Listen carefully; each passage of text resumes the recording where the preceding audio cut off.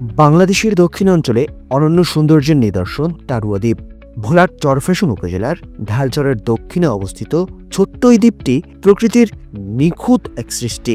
বঙ্গোপসাগরের কোলে প্রায় 4 দশক আগে জেগে ওঠা এই দ্বীপের মনোরম দৃশ্য প্রতিনিয়ত পর্যটকদের মুগ্ধ করে। সবুজ বনভূমি, সোনালী বালুর সৈকত আর লাল কাঁকড়ার বিচরণ সবকিছু মিলিয়ে এটি প্রকৃতির এক অনন্য উদাহরণ। দ্বীপটিতে পৌঁছতে হলে পাড়ি দিতে হয় দীর্ঘ পথ। ভোলা সদর থেকে প্রায় 135 কিলোমিটার সড়ক পথ এবং 15 কিলোমিটার নদী পথ পাড়ি দিয়ে টারুয়া দ্বীপের মোহনীয় রূপ চোখে পড়ে।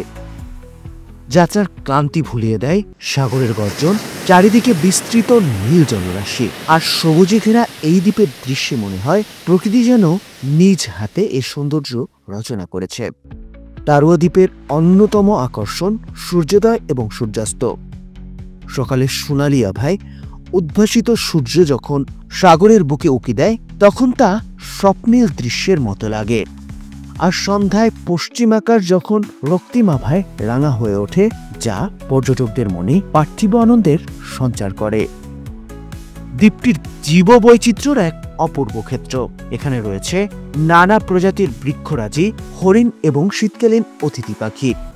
শীতের সকালে দূরদেশ থেকে আসা পাখিদের কলকাকলিতে মুখর হয়ে ওঠে পুরো দ্বীপ। পাখিদের সে প্রাণবন্ত দৃশ্য আর সাগরের গর্জন মিলে যেন প্রকৃতির এক মোহনীয় স্যাম্পলের সৃষ্টি করে।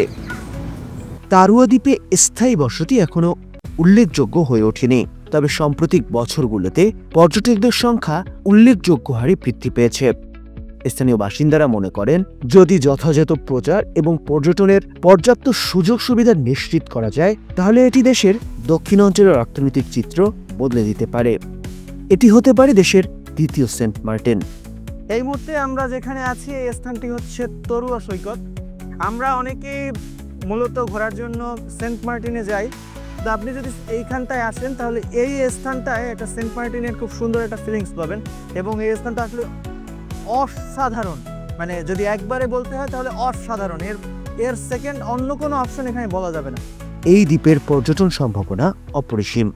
পর্যটকদের জন্য ওয়াটার অ্যাডভেঞ্চার, ক্যাম্পিং সুবিধা এবং পরিবেশ বান্ধব রিসোর্ট গড়ে তোলা হলে এটি কক্সবাজার, কুয়াকাটা কিংবা সেন্ট মার্টিনের মতো আন্তর্জাতিক মানের পর্যটন কেন্দ্রে পরিণত হতে পারে। তবে এর জন্য প্রয়োজন যথাযথ সরকারি পৃষ্ঠপোষকতা এবং অবকাঠামোগত উন্নয়ন। সড়কপথে সরাসরি যোগাযোগ এবং সি ট্রাক পরিষেবা চালু করা গেলে ভ্রমণ হবে আরও সহজ। টারুয়া দ্বীপ শুধু সৌন্দর্যের জন্য নয়, সম্ভাবনার এক বিশাল ক্ষেত্র। সাগরের ঢেউ আর সবুজের মাঝে লুকিয়ে থাকা এই দ্বীপ বাংলাদেশের পর্যটন শিল্পের এক নতুন মাত্রা যোগ করতে পারে।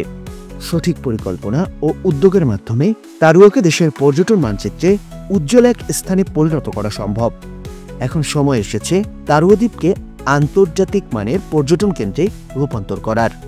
প্রকৃতির অমূল্য এই রত্নকে পর্যটকদের স্বর্গরাজ্যে পরিণত করতে পারলে এটি বাংলাদেশের অর্থনীতির উন্নয়নে এক নতুন দিগন্ত উন্মোচিত করবে।